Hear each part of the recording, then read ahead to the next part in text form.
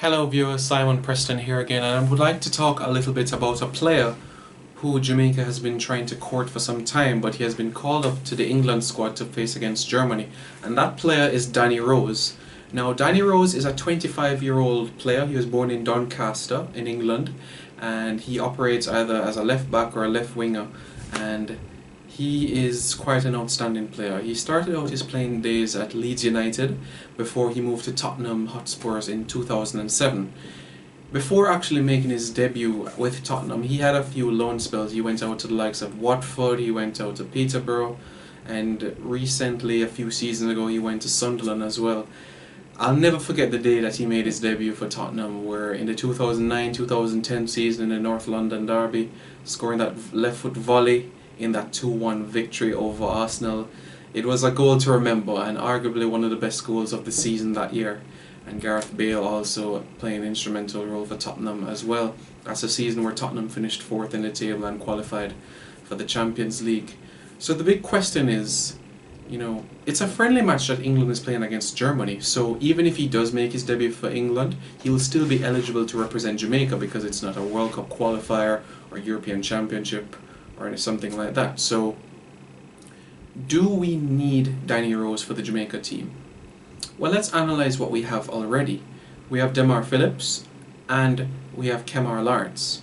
Two good players in our national team. Kemar Lawrence, we've seen him mature as a player, especially since moving to the MLS with the New York Red Bulls. We've seen him with his penetrative crosses and also defending quite well as well. Quite a resilient player. Demar Phillips, we've known him in Jamaican colours for basically a decade now, and he's put in some wonderful performances for Jamaica. Most recently, we remember at the 2011 Gold Cup, where he scored a number of goals there, 3 to be exact, and he really made an impression for us there. He's been part of many World Cup qualifying teams. He has played for many times that we've played in the Caribbean Cup, and he's won it for us, especially in 2010 when we won the Caribbean Cup as well. We've seen him operate in a number of positions as well as versatility in the heart of the midfield, left wing, left back, and we've seen him, especially even last night, drawing the France to life, the former Waterhouse player trying to nutmeg and salad players.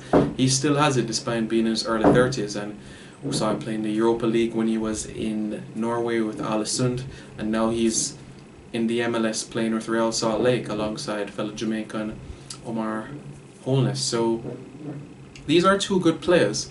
Now Danny Rose has the same sort of skills and quality.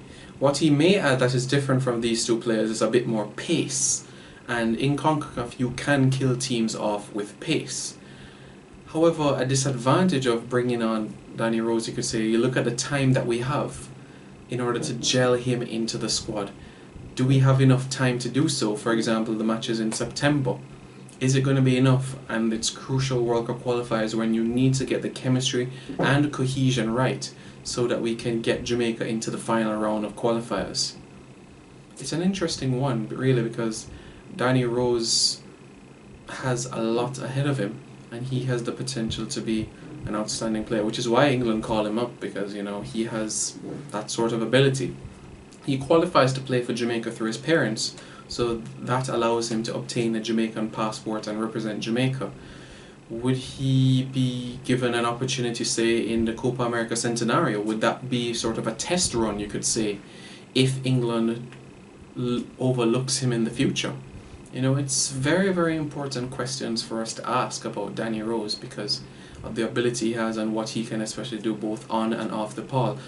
What are your thoughts, fans? Do you think that we need Danny Rose, or are you happy with the opportunities and the options that we have through the likes of Demar Phillips and Kemar Taxi Lawrence? Do you think that we have enough on that left-hand side as well to do well and progress in the region? We also have Joby McAnuff, who plays on the left-hand side as well. So do we have enough quality to push forward? Can we get to the final round of the World Cup qualifiers? Can we get out of the group stages of the Copa America Centenario? Leave us your comments in below, and don't forget to share, subscribe and like.